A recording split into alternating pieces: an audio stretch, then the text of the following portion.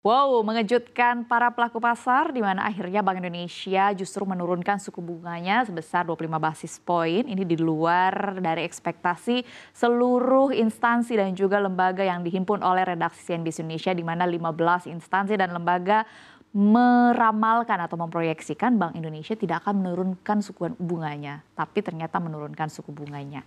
Dan tadi seperti yang sudah kita lihat informasinya bahwa dinyatakan bahwa ini sebagai kabar baik namun tetap harus berhati-hati. Mungkin boleh dijelaskan secara umum sebenarnya kondisi ini menggambarkan apa? Silakan Bang Mike.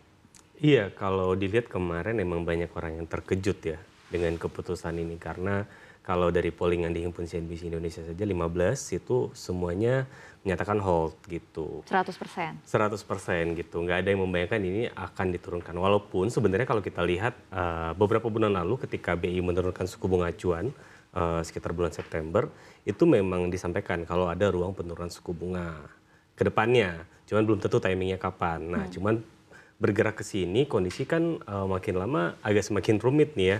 Ada aja nih gebrakan-gebrakan yang terjadi di Amerika Serikat, Betul. di Timur Tengah gitu yang membuat pasar keuangan jadi cenderung bergejolak. Terus kemudian kita lihat The Fed juga mulai ragu-ragu sampai akhirnya kemungkinan untuk penurunan suku bunganya jadi sedikit Semakin lebih tipis gitu ya. Jadi memang di sini keputusannya untuk menahan suku bunga yang tadi dipikirkan oleh para ekonom itu diharapkan bisa membantu rupiah agar tidak terlalu tertekan terhadap dolar indeks gitu. Nah, cuman dengan penurunan ini yang tadinya disampaikan itu adalah untuk mendorong pertumbuhan ekonomi, mungkin kita harus gali lebih jauh gitu. Apakah se-urgensi inikah pemerintah Bank Indonesia untuk menurunkan suku bunga? Apakah risikonya tidak terlalu besar dan market agaknya berbeda gitu ya. Kalau di saham mungkin kita lihat hijau dari kemarin dan hari ini. Tapi itu pun saham juga belum tentu bisa dikatakan bahwa sentimen utamanya adalah dari Bank Indonesia. Bank Indonesia. Karena kalau kita lihat bursa Asia, bursa Wall Street semua menghijau. Hijau, karena ada pengaruh dari Amerika Serikat juga ya pengumuman semalam mengenai inflasi.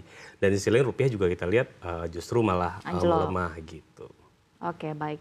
Lalu kalau akhirnya tadi kan Bang Mike menjelaskan bahwa ada kemungkinan The Fed ini akan lebih soft landing begitu ya, semakin tipis begitu untuk potensinya menurunkan suku bunga. Bahkan ada yang meramalkan akan menaikkan tingkat suku bunga apabila inflasi ini semakin jauh dari targetnya begitu. Kalau akhirnya The Fed justru menaikkan tingkat suku bunganya, Bank Indonesia pada saat ini memangkas suku bunganya. Sebenarnya apa sih yang akan terjadi pada market kita secara domestik? Silakan Bang Davi. Ini sebenarnya kalau market sekarang emang udah menyambut positif ya.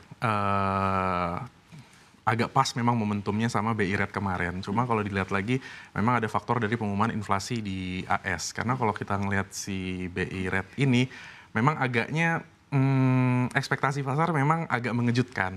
Cuma kalau dilihat untuk menggali permasalahannya, karena kemarin kan yang naik saham-saham perbankan ya yang ngedorong market.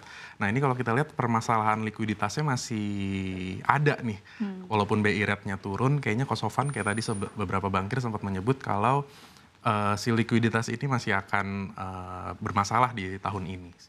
Oke. Berarti kalau untuk sektor perbankan sendiri di tahun 2025 seperti apa? Dengan pada awal bulan Januari ini Bank Indonesia memutuskan untuk memangkas suku bunganya. Mungkin di semester 1 masih akan berat ya. Tapi nanti mungkin di semester 2 keadaan bisa berubah lagi. Karena emang gejolak ini lumayan kenceng nih kan. Iya. Gebrakannya ada aja tadi kayak kata Bang Mike bilang. Makanya itu tadi Bank Indonesia tiba-tiba memangkas suku bunganya, semua terkejut-terkejut.